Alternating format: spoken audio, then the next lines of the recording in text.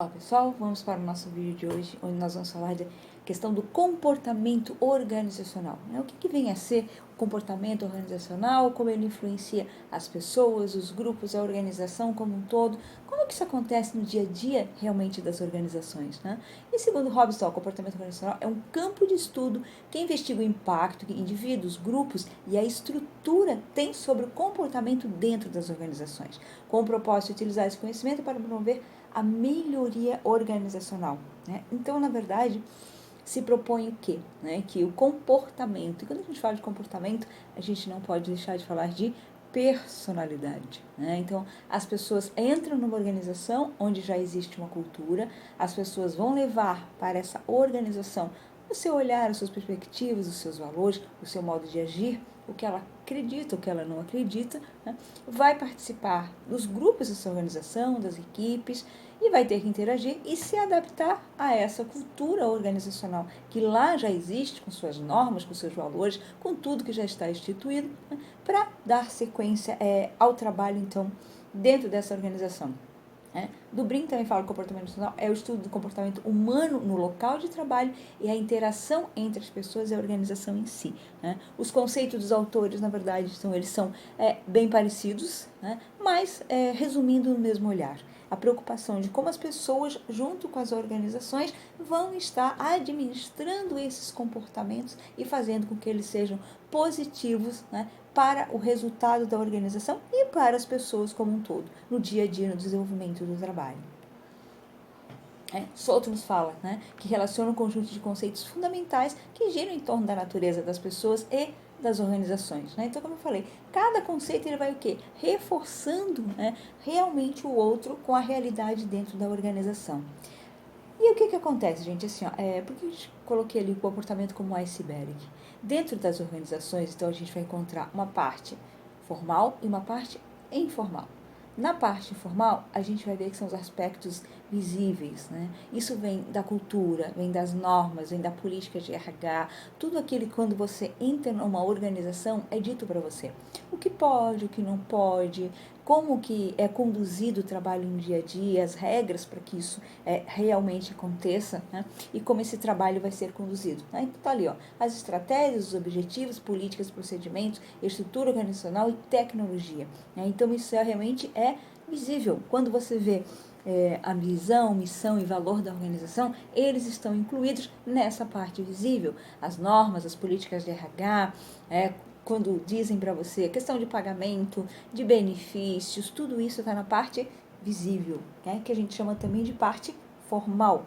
Na parte informal, e que a gente chama de invisíveis, o que a gente vai encontrar, na verdade? É aquilo que é criado realmente pelo comportamento das pessoas, percepções, atitudes, as normas grupais, as interações, conflitos também, interpessoais ali e também grupais. São aquelas coisas que vão surgindo o quê? Realmente no dia a dia, no relacionamento. São pessoas dentro de uma organização buscando resultado, às vezes realmente com o mesmo foco, mas cada um colocando o seu olhar, a sua percepção, a sua forma de agir, a sua personalidade. Então isso acaba fazendo toda a diferença.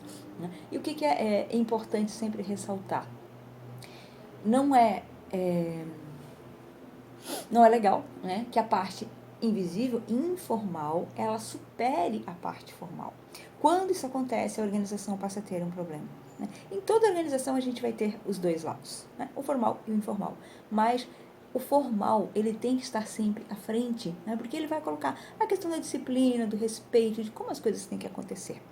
A parte informal a gente não vai poder fugir dela estar surgindo, porque são pessoas que estão se relacionando com as dificuldades também, com os resultados, com toda a pressão do dia a dia de entregar o resultado, das coisas acontecerem, e isso não vai fugir.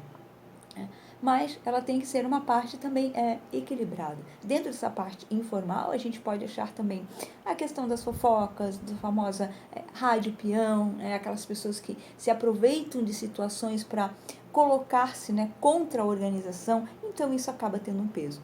Então é importante que diretoria, que gestores estejam prisando e cuidando desse olhar, para que não realmente isso se passe.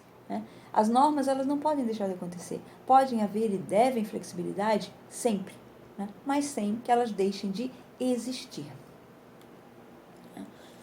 E o comportamento organizacional, com o que ele se preocupa? Se ele vai estudar as pessoas dentro da organização, o que nós temos dentro da organização? A primeira palavra é o trabalho, né? Como que as atividades são geradas, como é que acontece no dia a dia, como que esses resultados são cobrados, de que forma que os gestores e as pessoas responsáveis estão cobrando esses resultados no dia a dia. Então, essa é uma questão importante, né? A questão do trabalho como um todo, ele vai aparecer e é o primeiro item realmente ali do comportamento organizacional. Absenteísmo, né? A questão realmente já ligada, já falando do turnover também, né? Então, assim, se eu tenho uma organização onde tem uma boa cultura, um bom comportamento, a parte formal está reagindo bem, a informal existe, né? E está fazendo uma interação legal com os colaboradores, provavelmente eu vou ter um bom clima. Se eu tenho um bom clima, né?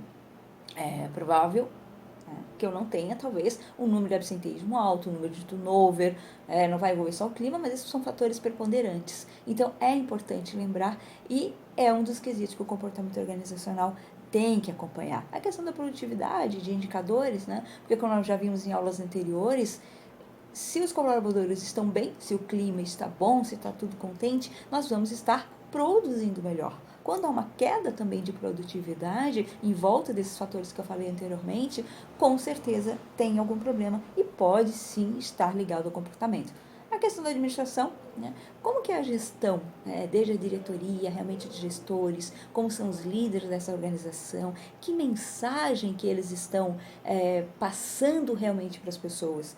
Até no momento desse, como a gente está vivendo, né, nessa questão do vírus, né, de toda essa crise, como será realmente que os gestores que hoje estão nas organizações, né, que mensagem que eles estão passando para essas pessoas? Né? No momento que queira ou não queira, cria-se um pânico, tem dificuldades, as pessoas estão mais ansiosas, preocupadas também com o seu trabalho. Né? Então, é um momento forte, né, que as organizações vão passar não só agora, mas na sequência que vai estar envolvendo o comportamento organizacional. Então, é um momento importante, né, para as pessoas, tanto psicólogo organizacional, ou as pessoas de RH mesmo, de gestão de pessoas das organizações, para elas estarem atentas, né, e perceberem que elas vão precisar agir realmente, porque a gente vai ter consequências, né? Então é muito importante. E a área de atuação? Né? A gente levanta os problemas, as situações que estão realmente dentro da organização, questão da motivação.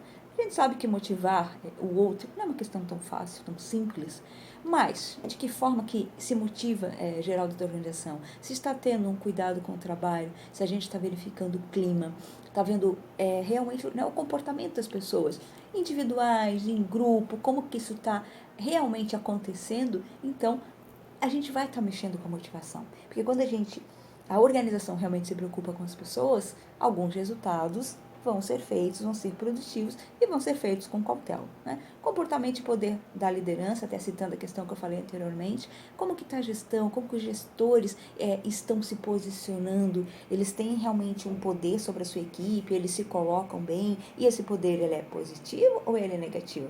Que tipo de líder essa organização apresenta? Né? Estrutura e processo de grupo. A comunicação, desculpa.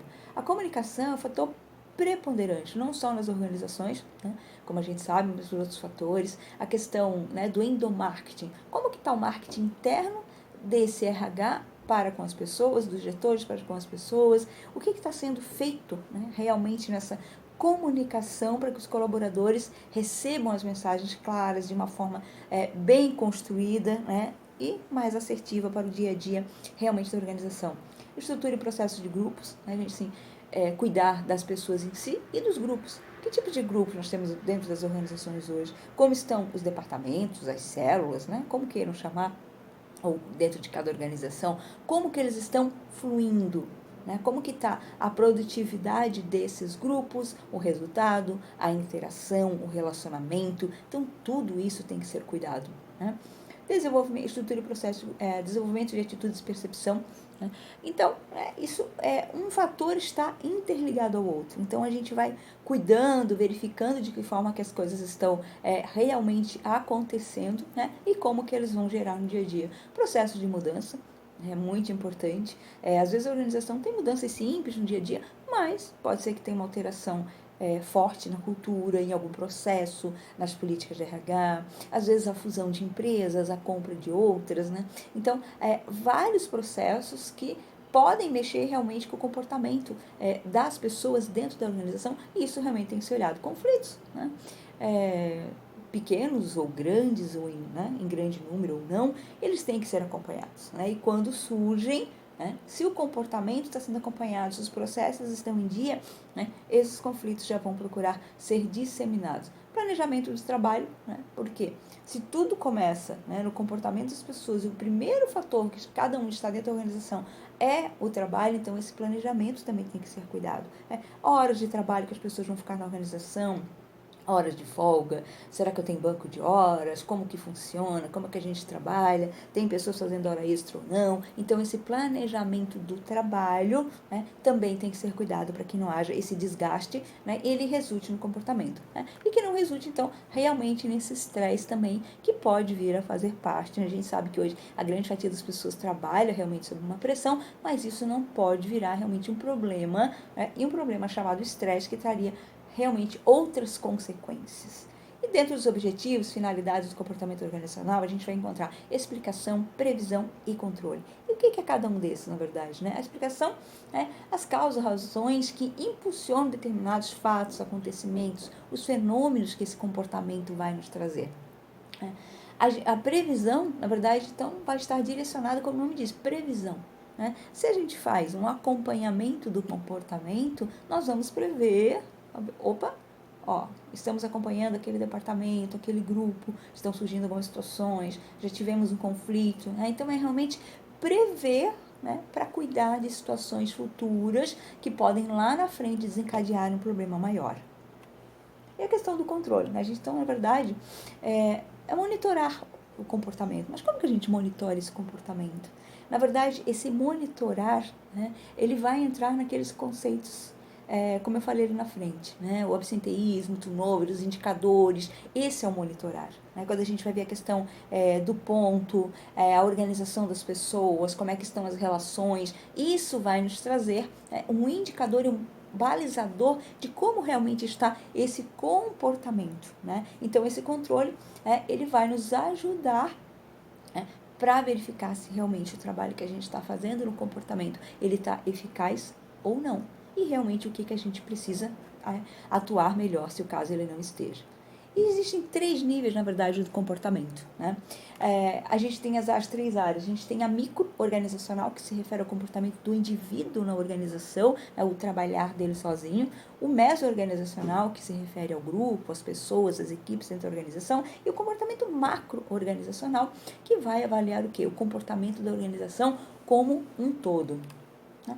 O nível individual. Né? Então, as pessoas, quando elas vêm para a organização, elas vão trazer para a organização que as suas características, a sua personalidade, o seu modo de agir, a cultura de onde ela veio, os valores, aquilo que ela acredita. Então, ela vai trazer isso para dentro da organização. Óbvio, ela vai ter que se adaptar à cultura existente? Sim, mas ela não vai deixar de ter, né, os seus preconceitos, os seus valores, deixar acreditar. Ela vai ter que adaptar o que ela vive, o que ela acredita dentro dessa organização da melhor forma possível, para seguir no dia a dia com o seu trabalho. Né?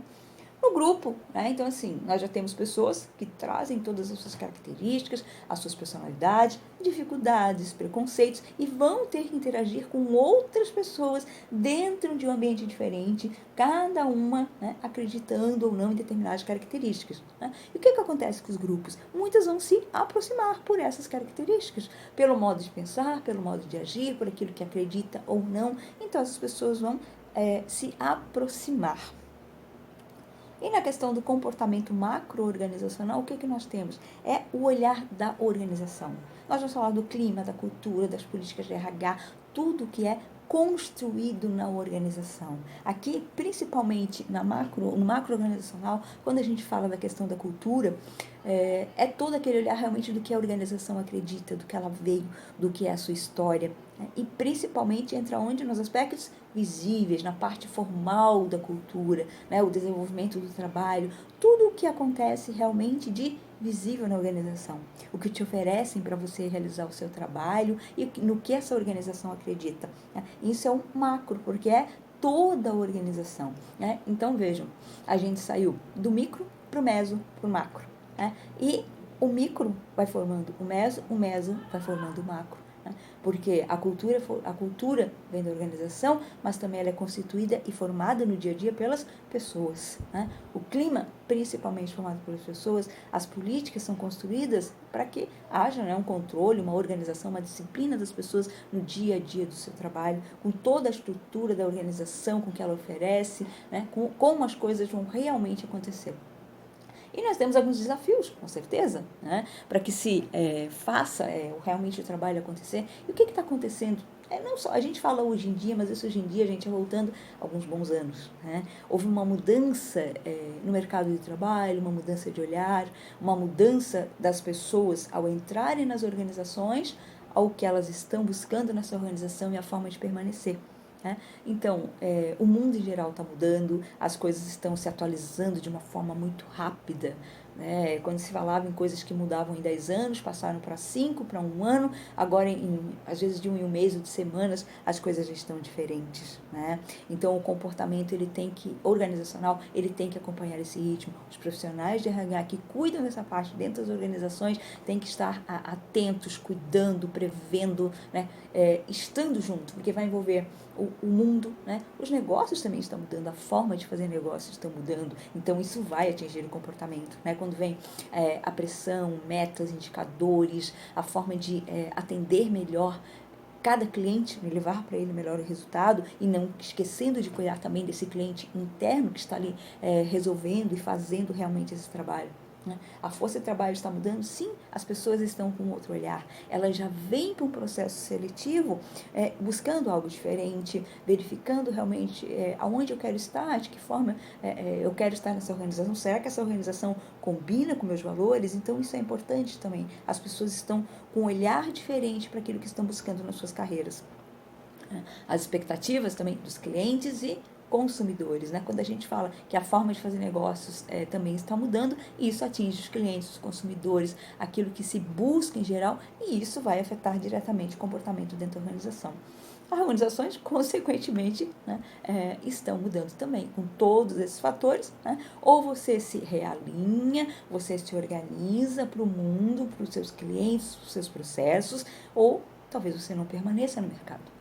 Nós já tivemos vários momentos diferentes dos processos se reorganizarem e se realinharem. Né? Muita coisa virou para o mundo virtual, o mundo online, as coisas estão mudando. Nesse momento de crise, novamente, né? Voltando essa situação que a gente está passando, muitas empresas, pequenas ou até grandes talvez, vão ter que se realinhar em vários fatores para permanecer, para que tenham perdas menores, que consigam realmente se restabelecer no mercado em todo esse momento. Né?